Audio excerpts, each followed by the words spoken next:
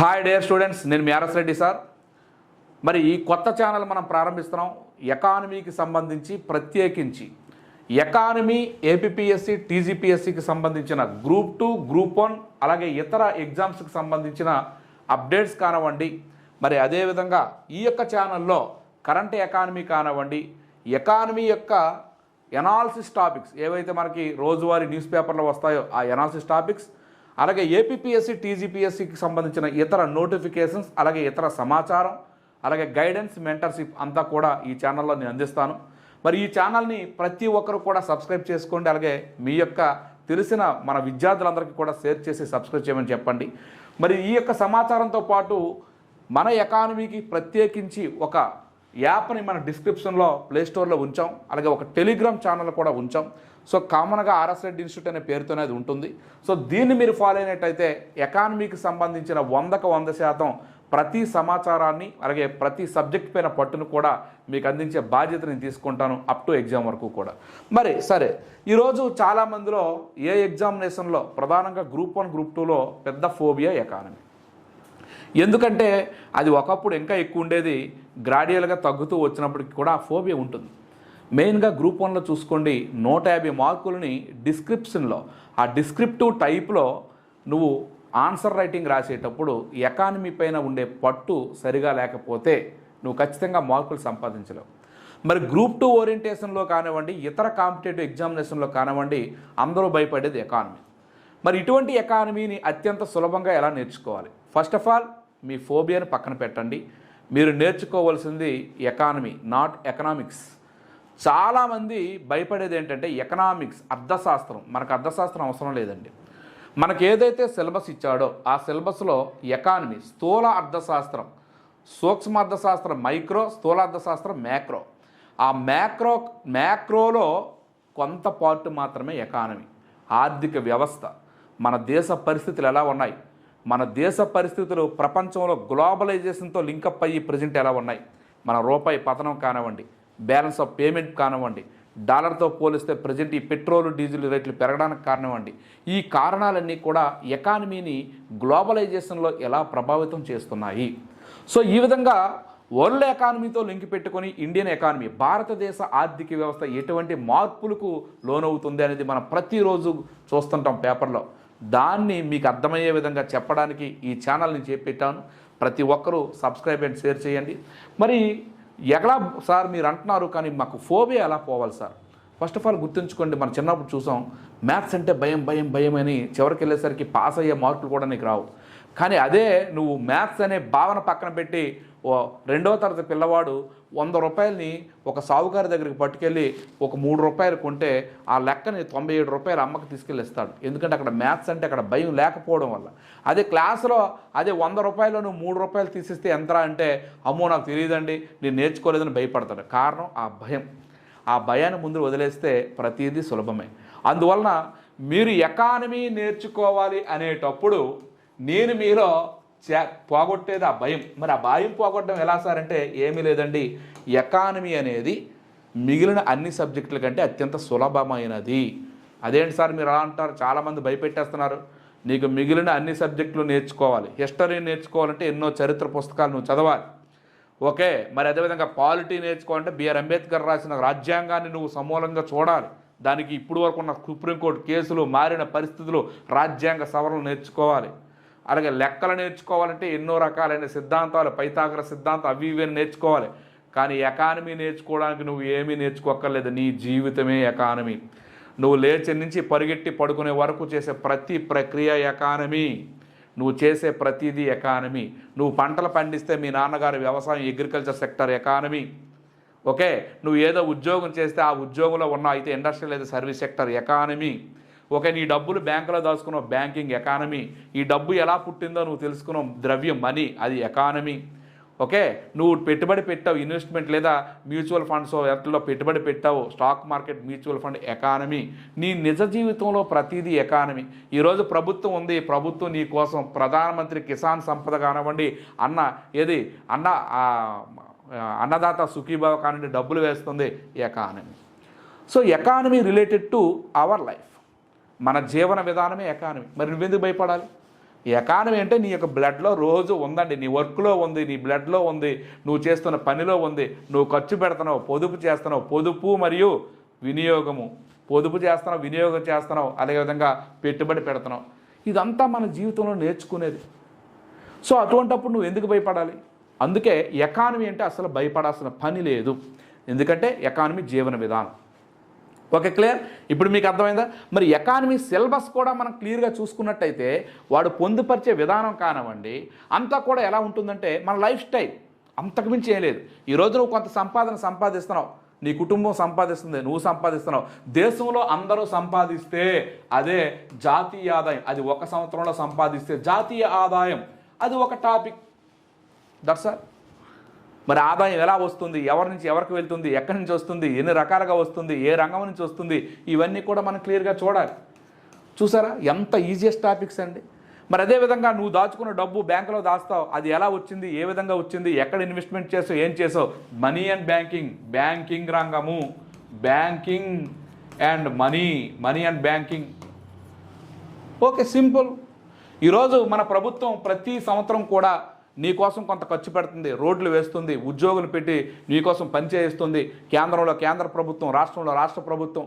ఆ కేంద్రంలో ప్రభుత్వం ఏం చేస్తుంది? మీకు పన్నులు వేస్తుంది, ఇన్కమ్ ట్యాక్స్లు వేస్తుంది, కార్పొరేషన్ పన్నులు వేస్తుంది, జిఎస్టీలు వేస్తుంది. ఈ పన్ను ఆదాయాన్ని రాబట్టి మనకి సర్వీస్ ఇస్తుంది, ఇన్ఫ్రాస్ట్రక్చర్ ఫెసిలిటీస్ కల్పిస్తుంది, మౌలిక సదుపాయాలను. అలాగే మనకి ఆరోగ్యము, విద్య, అన్ని సదుపాయాలు కల్పిస్తుంది, ప్రభుత్వ ఉద్యోగులు నియమిస్తుంది. ఇవన్నీ చేయడానికి ఫిబ్రవరి 1న ఒక బడ్జెట్, మనం ఎలాగైతే మనకు వచ్చిన జీతాన్ని మనం ఖర్చు పెట్టడానికి ఒక బడ్జెట్ వేసుకుంటున్నామో మన బడ్జెట్ వేసుకుంటుంది. అదే ఫిజికల్ పాలసీ, కోశ విధానము, బడ్జెట్, కోశ విధానం, బడ్జెట్. ఆ బడ్జెట్లో భాగంగానే పన్నుల వ్యవస్థ, ఇవన్నీ కూడా ఉంటాయి. బడ్జెట్, కోశ విధానం. అర్థమవుతుందండి? సింపుల్ వే అండి. ఎకానమీ నేర్చుకునేది సింపుల్ వే. మరి అదేవిధంగా ఈరోజు మన భారతదేశం కానివ్వండి, ప్రపంచంలో ఎక్కడ కానివ్వండి, ప్రపంచం అయితే ప్రపంచ ఆర్థిక వ్యవస్థ, భారతదేశం అయితే భారతదేశ ఆర్థిక వ్యవస్థ, ఆంధ్రప్రదేశ్ అయితే ఆంధ్రప్రదేశ్ ఆర్థిక వ్యవస్థ. ఏ ఆర్థిక వ్యవస్థ అయినా సరే మన దేశంలో ఉండేవాళ్ళు, మన రాష్ట్రంలో ఉండేవాళ్ళు ఎవరైనా సరే 3 రంగాలపై ఆధారపడతారండి. అయితే ఎక్కువ మంది ఈరోజు మన దేశంలో సుమారు 50% వ్యవసాయంపై ఆధారపడుతున్నారు. అగ్రికల్చర్ సెక్టార్, దానికోసం తెలుసుకుంటే అగ్రికల్చర్ పాలసీ, వ్యవసాయ విధానాలు. మిగిలిన వాళ్ళందరూ కూడా కొన్ని వస్తువులు తయారు చేస్తారు. ఏమి తయారు చేస్తారు? చిన్నవాళ్ళు చిన్న వస్తువులు, పెద్దవాళ్ళు పెద్ద వస్తువులు. Manufacturing sector.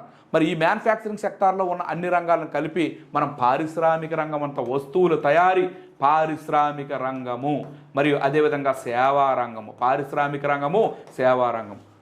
మరి దాన్ని ఇండస్ట్రియల్ పాలసీ అంటాం. ఇండస్ట్రియల్ పాలసీ, పరిశ్రమల్లో వస్తువులు తయారు చేసేవాడు మ్యానుఫ్యాక్చర్, అతను ఒక వ్యాపారి, అతను ఒక వ్యవస్థాపకుడు అయితే ఆ వస్తువులు అమ్మేవాడు సర్వీస్ సెక్టార్. కార్లు తయారు చేసేవాడు మ్యానుఫ్యాక్చర్ అయితే ఆ కార్లు అమ్మేవాడు సర్వీస్ సెక్టార్. మరి అదేవిధంగా ఇంకా చెప్పాం physical policy, agriculture policy, industrial policy. ఇంకా మన దేశం, మనం ఏదైతే భౌగోళిక ప్రాంతం ఉందో, మనలాంటి దేశాలు ప్రపంచంలో ఎన్నో ఉన్నాయి. అన్ని దేశాల్లో ఒకే వస్తువులు ఉండవు. మనలాంటి దేశాల్లో ఎక్కువ వ్యవసాయ ఉత్పత్తులు కానివ్వండి, అలాగే సుగంధ ద్రవ్యాలు కానివ్వండి, ఇవన్నీ మనకు పండుతాయి. కానీ కొన్ని దేశాల్లో టెక్నాలజీ ఎక్కువగా డెవలప్ అయింది. మరి కొన్ని దేశాల్లో ఖనిజాలు, కొన్ని దేశాల్లో క్రూడ్ ఆయిల్, ఇదంతా కలిస్తేనే వసుదైక కుటుంబం. అందువలన మన దగ్గర ఉన్న వస్తువులు వాళ్ళ దగ్గర ఉన్న వస్తువులు మనము ఎక్స్పోర్ట్ అండ్ ఇంపోర్ట్, ఎగుమతి చేస్తాం. వాళ్ళ దగ్గర ఉన్న మనకు అవసరమైన వస్తువులు దిగుమతి చేసుకుంటాం. దీన్నే అంతర్జాతీయ వ్యాపార విధానం, ట్రేడ్ పాలసీ అంటాం. ట్రేడ్ పాలసీ, అంతర్జాతీయ వ్యాపార విధానం. ఇలా 5 పాలసీస్ అండి. 1 agriculture policy, 2 industrial policy, 3 physical policy, కోశ విధానం, 4 ట్రేడ్ పాలసీ, 5 మనీ అండ్ బ్యాంకింగ్లో భాగంగా మొనిటరీ పాలసీ. ఏంటి సార్ ఈ మొనిటరీ పాలసీ? ఈరోజు నువ్వు ఇల్లు కట్టుకోవాలి, వడ్డీ రేటు తగ్గిందా పెరిగిందా, ఏ టైంలో మన రిజర్వ్ బ్యాంక్ వడ్డీ రేట్లు పెంచాలి, ఏ టైంలో తగ్గించాలి, ఆర్థిక మంది వచ్చేటప్పుడు ఏం చేయాలి, ద్రవ్యోల్బణ ధరలు విపరీతంగా పెరిగిపోయినాయి, ఏం చేయాలి, ఇలా మన రిజర్వ్ బ్యాంక్ ఆఫ్ ఇండియా సంవత్సరానికి 2 సార్లు ప్రకటించేదే ఈ మొనిటరీ పాలసీ. సంవత్సరానికి ఒకసారి పన్నుల విధానంలో మనకి ఇన్కమ్ ట్యాక్స్ సంవత్సరానికి 2 సార్లు ఇస్తే తట్టుకోగలమా? ఒక్కసారి వేసే పాలసీ కోశ విధానం, physical policy, agriculture policy, industrial policy, అలాగే ట్రేడ్ పాలసీ. ఈ 5 పాలసీలు నేర్చుకుంటే చాలు. ఈ అంతా మీద ఆధారపడి సంపాదించే మొత్తం ఆదాయం ఒక సంవత్సరంలో అదే జాతీయ ఆదాయం. నువ్వు సంపాదించిన దాన్ని కొంత దాచుకుంటే అదే బ్యాంకింగ్. పెట్టుబడి పెడితే stock market, mutual funds, capital market. ఎంత ఈజీ అయిన సబ్జెక్ట్ అండి, చాలా సులభమైన సబ్జెక్ట్ ఎకానమీ, చాలా చాలా సులభమైన సబ్జెక్ట్ ప్రతి టాపిక్ కూడా. మరి ఇంకనూ మనం నేర్చుకోవడానికి ఏమైనా ఉందంటే ఓకే ఉంది. 1950లో మనకి స్వతంత్రం అంటే 1950 అంటే కొంతమంది అంటారు సార్ మీకు తెలియదు, అసలు కనీసం తెలియదా అంటారు, అదొక బాధ. 1947 ఆగస్టు 10 కాకపోతే మన స్వతంత్రం వచ్చాక ప్రణాళికా సంఘం ఏర్పడిన తర్వాతనే ఆర్థిక వ్యవస్థ నమూనా వచ్చింది. సో 1950లో ప్రణాళిక సంఘం ఏర్పడిన నుంచి ఈరోజు 2026 వరకు కూడా మన దేశ ఆర్థిక వ్యవస్థ ఒక రకంగా లేదు, ఎన్నో రకాల మార్పులు చేసుకున్నది. స్వతంత్రం వచ్చేటప్పుడు మన ఆర్థిక వ్యవస్థ లక్షణాలు వేరు, ఎంతో పేదరికం. ఆహార ధాన్యం స్వయంగా భారతదేశం వ్యవసాయ దేశమైన ఆహార ధాన్యాలను దిగుమతి చేసుకునే అవసరం ఉండేది మనకి. అమెరికా రష్యాల దగ్గర మన ఆహార ధాన్యాల కోసం మనం వాళ్ళని రిక్వెస్ట్ చేసుకున్నాం, రష్యా మనకి పంపించింది, అమెరికా PL 480 ఒప్పందం పెట్టుకున్నది. అటువంటి దేశం ఈరోజు 2026 నాటికి మనము 2022 సర్వే ప్రకారము $50 బిలియన్ వ్యవసాయ ఎగుమతులు చేసే స్థాయికి వెళ్ళాం, స్వయం సమృద్ధిని సాధించాం హరిత విప్లవం వల్ల. సో ఇన్ని రకాలుగా మన దేశంలో ఉండే ఈ యొక్క మార్పులని సింపుల్, భారతదేశ ఆర్థిక వ్యవస్థ స్వతంత్రం వచ్చిన నుంచి ఇప్పటి వరకు సాధారణంగా 3 రకాలుగా మనకి ఈరోజు కనిపిస్తుంది. యాక్చువల్గా 2 రకాలు. ఒకటి ఆర్థిక సంస్కరణల ముందు కాలము, ఆర్థిక సంస్కరణల తరువాత కాలం. భారతదేశ ఆర్థిక వ్యవస్థ అనేది స్వతంత్రం వచ్చిన తర్వాత ఇప్పటి వరకు ఆర్థిక సంస్కరణల ముందు కాలం, ఆర్థిక సంస్కరణల తర్వాత కాలం. ఇంతకీ ఏంటి సార్ ఈ ఆర్థిక సంస్కరణలు? అదొక topic. Economical reforms, LPG, liberalisation, privatisation, globalisation. మరి ఏంటి సార్ ఈ ఆర్థిక సంస్కరణలు? మరి ఇంకోటి అన్నారు ఏంటి సార్? ఏం లేదు సార్, నీతి ఆయోగ్. ఎంత ప్రణాళికా సంఘాన్ని 2015 జనవరి 1న రద్దు చేసిన తర్వాత ఇప్పుడు నీతి ఆయోగ్ ఏర్పడిన తర్వాత ఉన్న ఆర్థిక వ్యవస్థ వేరు. సో ఈ విధంగా 3 పార్ట్లో మనం చూసుకుంటే కంప్లీటెడ్గా భారతదేశ ఆర్థిక వ్యవస్థ మొత్తాన్ని చూసేయవచ్చు. స్వతంత్రం వచ్చాక మనం రష్యా యొక్క సామ్యవాద భావజాలంలో భాగంగా 1951 నుంచి 90 వరకు కూడా 7 ప్రణాళికల కాలంలో సామ్యవాద భావజాలంలో ప్రభుత్వం మోనోపోలీగా ఉంటూ మన దేశం అంతా కూడా ప్రభుత్వమే దేశంలో పేదరిక నిర్మూలన కోసం, సంపద సమపంపిణీ కోసం, ప్రాంతీయ అసమానతను రూపుమాపడం కోసం, ఉద్యోగ కల్పన కోసం, పేదరిక నిర్మూలన కోసం ప్రభుత్వమే కంప్లీటెడ్గా మోనోపోలీగా ఉండేది. ప్రైవేటీకరణని, విదేశీ రంగాన్ని నియంత్రిస్తూ వచ్చింది. ఎందుకంటే మన దేశానికి భారతదేశంలో ఉండే వాళ్ళందరూ కూడా వ్యవసాయంపై ఆధారపడిన పేదవాళ్ళు. ఇంకా ప్రైవేటైజేషన్ కానీ ఎక్కువైతే ఈ ఆర్థిక సంపద ఒకే వ్యక్తుల దగ్గర కేంద్రీకృతమైపోతుంది, ఇంకా అసమానతలు పెరిగితేనే ఉద్దేశంతో IDRA చట్టం 1951 industrial development regulating act, IDRA regulating పరిశ్రమలను నియంత్రించింది, ప్రైవేట్ రంగాన్ని నియంత్రించింది, విదేశీ వ్యాపారాన్ని నియంత్రించింది. అప్పటి వరకు భారతదేశాన్ని దోసేసిన బ్రిటిష్ వారు మరి అప్పుడు కూడా మన విదేశీ రంగాన్ని ప్రోత్సహిస్తే ఇంకా భారతదేశంలో ఈ మల్టీనేషనల్ కంపెనీస్ అదేవిధంగా విదేశీ కంపెనీల హవా పెరిగి మరలా మనం అదే పరిస్థితికి వెళ్తామని విదేశీ రంగాన్ని నియంత్రిస్తూ వచ్చింది. కానీ మనకు తెలియని ఒక సంఘటన ఏంటంటే 1990 నాటికి మన దేశం యొక్క ఆర్థిక వ్యవస్థ ఆర్థిక మందగమనం మాంద్యములకు వెళ్ళే పరిస్థితికి వెళ్ళిపోయింది. ఆ సమయంలో IMF IBAD దగ్గర మనం అప్పు తీసుకొస్తూ వాళ్ళ సూచనల మేరకు తీసుకొచ్చిన రిఫార్మ్సే లిబరైజేషన్, ప్రైవేటైజేషన్, గ్లోబలైజేషన్, ఆర్థిక సంస్కరణలు. ఈ ఏవైతే ఆర్థిక సంస్కరణలు ఉన్నాయో ఈ ఆర్థిక సంస్కరణలో భాగంగా మార్కెటైజేషన్, సో మార్కెట్ రంగ ఆర్థిక వ్యవస్థగా మనం మారాల్సి వచ్చింది. సో అప్పటి నుంచి 8వ ప్రణాళిక నుంచి 12 ప్రణాళిక వరకు కూడా ఒక రకమైన ఆర్థిక వ్యవస్థ. ఎప్పుడైతే నీతి ఆయోగ్ రద్దయిందో ఎప్పుడైతే నీతి ఆయోగ్ ఏర్పడిందో నీతి ఆయోగ్ నుంచి ఈ రోజు వరకు కూడా ఇప్పుడు ఏదైతే ఈజ్ ఆఫ్ డూయింగ్ బిజినెస్ కానివ్వండి, ఇప్పుడు ఏదైతే పబ్లిక్ ప్రైవేట్ పార్టిసిపేషన్ కానివ్వండి, ఏదైతే ఈరోజు ఉండే ప్రాసెస్ అంతా ఉందో దీనిలో నేషనల్ మానిటైజేషన్ పైప్ లైన్స్ కానివ్వండి, national monetization pipeline Gatishakti plans కానివ్వండి, ఈరోజు మనకి ఏదైతే వికసిత్ భారత్ 2047లో భాగంగా ప్రభుత్వం తీసుకుంటుందో ఇవన్నీ కూడా ఇక్కడ వరకు ఒక రకమైన ఆర్థిక వ్యవస్థ. ఇలా ఆర్థిక వ్యవస్థలో మనం ఇవన్నీ చూడాలి. మరి వికసిత భారత్లో భాగంగా ప్రధానంగా మన దేశం నిర్మూలించాల్సిన ప్రధానమైనది పేదరిక నిర్మూలన, పేదరికం గురించి చూడాలి. అలాగే ఉపాధి కల్పన, నిరుద్యోగం, అలాగే జనాభా సిద్ధాంతాలు. సో ఎంత ఈజీగా మన సిలబస్ మొత్తాన్ని చూడొచ్చండి. చూసారా? మరి ఈరోజు ప్రపంచంలో మన దేశం ఏ స్థాయిలో ఉందో తెలుసుకోవాలంటే మన దేశ ఆర్థిక వ్యవస్థ యొక్క వృద్ధి ఎలా ఉంది, ఆర్థిక అభివృద్ధి ఎలా ఉంది. వృద్ధి అభివృద్ధి హ్యూమన్ డెవలప్మెంట్ ఇండెక్స్, వృద్ధి అభివృద్ధి HDI. ప్రపంచంలో 4వ అతిపెద్ద ఆర్థిక వ్యవస్థ, 2030 నాటికి 3వ అతిపెద్ద ఆర్థిక వ్యవస్థ అవుతున్న భారతదేశం ఈరోజు హ్యూమన్ డెవలప్మెంట్ ఇండెక్స్లో 130 స్థానాల పైనే ఉంటుంది. మరి ఏంటి ఈ వృద్ధి బిలియనీర్ల దగ్గరికి వెళ్తుందా, లేదా వృద్ధి అనేది ఇంక్లూజివ్ గ్రోత్ అవుతుందా? ఈరోజు ఆ ఇంక్లూజివ్ గ్రోత్లో భాగంగా భారతదేశంలో సమ్మిళిత వృద్ధి ఉందా లేదా భారతదేశంలో సుస్థిర అభివృద్ధి లక్ష్యాల ఐక్యరాజ్య సమితికి మనం సాధిస్తున్నామా లేదా? ఇంక్లూజివ్ గ్రోత్, ఈ సంపాదిస్తున్న భారతదేశం ఎంత పెద్ద ఆర్థిక వ్యవస్థ అవుతుంది కదా, $5 ట్రిలియన్ ఆర్థిక వ్యవస్థ అయిపోయి దూసుకుపోతున్న భారతదేశ సంపద ఎవరి చేతుల్లోకి వెళ్తుంది? ఇంక్లూజివ్ గ్రోత్ అవుతుందా?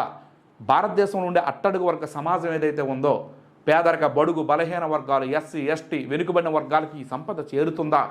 విద్య చేరుతుందా? ఆరోగ్యం చేరుతుందా? ఇవన్నీ చేరితే ఇంక్లూజివ్ గ్రోత్. మరి భవిష్యత్తు తరాలకి వనరులన్నీ సమపంపిణీ జరుగుతూ పర్యావరణాన్ని నాశనం చేయకుండా ఏదైతే ఐక్యరాజ్య సమితి 2030 నాటికి సాధించాల్సిన లక్ష్యాలు ఏవైతే ఉన్నాయో వాటిని సాధించే దిశగా ఏదైతే 2030 నాటికి మనం 17 ప్రధాన లక్ష్యాలు, 169 ఉప లక్ష్యాలు ఉన్నాయో వాటిని సాధిస్తూ మనం అభివృద్ధి చేస్తే సుస్థిర అభివృద్ధి లక్ష్యాలు మనం సాధిస్తున్నామా? ఇవి కూడా ఎకానమీ కాన్సెప్ట్లో చూసుకుని వెళ్ళాలి. సో ఈ విధంగా చూడండి, ఎంత ఈజీ సార్ ఎకానమీ. ఎందుకంటే మీరు ఎకానమీ భయపడతారు. నేనున్నాను ఎకానమీకి 100కు 100% మీకు ఈరోజు ఉండే కరెంట్ డేటా కానివ్వండి, ఇంకా గ్రూప్ 1కు అద్భుతంగా material AP and Telangana complete తయారు చేస్తున్నాను, అయిపోయింది దానికి. అలాగే గ్రూప్ 2 ఓరియంటేషన్లో ఏపీ తెలంగాణ. సో మొత్తం ఫోకస్ చేసి ఎక్కడా కూడా కరెంట్లో కానివ్వండి, ఎనాలిసిస్లో కానివ్వండి ఏమీ ప్రాబ్లం లేకుండా మీకు అందించే బాధ్యత నేను తీసుకుంటున్నాను. So as a financial department, as a GST ఆఫీసర్గా ఒక డిపార్ట్మెంట్, ఫైనాన్షియల్ డిపార్ట్మెంట్లో ఉన్న మొత్తంగా నాకు తెలుసు కనుక ఈ ఎకానమీ మరి నేను తోపు తురుము లేదా బ్రహ్మ విష్ణుని అన్నండి. నేను కాంపిటేటివ్ ఓరియంటేషన్లో గ్రూప్ 1 వరకు, గ్రూప్ 2 వరకు నేర్చుకున్నది కానివ్వండి, యాజ్ ఏ రెగ్యులేషన్లో ఉండే ఒక సిస్టమేటిక్గా ఒక సిస్టంలో ఉన్న పర్సన్గా కానివ్వండి, మొత్తం ఏదైతే ఉందో మీకు ఒక్క బిట్టు కూడా తప్పు చేయకుండా ఏపీపీఎస్సీ, టీజీపీఎస్సీ ఎగ్జామినర్ నాడి ఆధారంగా బేసిక్ కాన్సెప్ట్ నుంచి స్టాటిక్ ఏం చదవాలి, అలాగే డేటా ఏం చదవాలి, ఎనాలిసిస్ ఏం చదవాలి, అప్డేట్ ఏం చదవాలి, ప్రతిదీ అందించే బాధ్యత నాది. 100/100% చదివిస్తాను. ఆ తర్వాత మీరు ఎంతవరకు చదివి రాయగలరు అనేది మీ ఇష్టం. కానీ బిట్ మెంటర్షిప్ ఉంటుంది ఎకానమీలో. ఏ బిట్ ఎలా వస్తుంది, ఏ బిట్ ఎలా చదవాలి, ఎక్కడ నువ్వు కన్ఫ్యూజ్ అవుతావు, ఎందుకు నువ్వు కన్ఫ్యూజ్ అవుతున్నావు, ఏ పాలసీలో నువ్వు ఎక్కడ కన్ఫ్యూజ్ అవుతున్నావు, కంప్లీటెడ్గా నేను నేర్పిస్తాను. ఏం లేదు సార్, 75 మార్కులకి నువ్వు ఈజీగా 60 మార్కులు తెచ్చుకోగలిగితే అనుకుంటారు అందరూ 70 రావా? ఎకానమీలో రాకపోవచ్చు. కారణం ఏంటంటే నువ్వు ఒక ఎకానమీ ఒకటే చదివి వెళ్ళవు కదా, ఇన్ని చదివి వెళ్తావు ఎగ్జామ్ నాటికి. అప్పటికి మైండ్ అల్లా కూడా స్ట్రెస్ ఫీల్ అవుతుంది. అందుకే తెలిసిన తప్పు చేస్తాం. ఈ 75లో నువ్వు 6-7 తెలిసిన తప్పు చేస్తావు, నువ్వెక్కడ 70 చేయగలవు? సో 60 మార్కులు నువ్వు టార్గెట్ పెట్టుకో చాలు. నీకు 75 నుంచి చెప్పిన ప్రతి కాన్సెప్ట్ వస్తుంది, ఎక్కడికి పోదు. ఎందుకంటే ఎకానమీ లైక్ మ్యాథ్స్. నీకు రాదు తెలియదు అన్నాక లేదు, ఏదో ఇచ్చేసాడు ఏదో చేశాడు అన్నాక లేదు, అంతా తెలిసింది వస్తుంది. ఓకే సార్, మరి ఈ ఛానల్లో మనం కరెంట్ ఎకానమీ అప్డేట్స్ కానివ్వండి, ఇక ప్రతిదీ కూడా మనం వీలైనంత వరకు వీక్లో 3-4 సెషన్స్ లేదా రెగ్యులర్గా చేసేదానికి నేను ప్రయత్నిస్తాను. మరి ఖచ్చితంగా ఈ వీడియోని షేర్ చేయండి. ఎందుకంటే మన సబ్స్క్రైబర్ పెరిగే కొద్ది లైవ్స్ పెట్టుకుందాం. ఇక లైవ్స్ మనం స్టార్ట్ చేద్దాం. వేగంగా సబ్స్క్రైబ్ పెరిగి అవర్స్ పెరిగితే లైవ్స్ ఈ ఛానల్లో స్టార్ట్ చేద్దాం. ఓకేనండి, thank you. Me RS Reddy sir.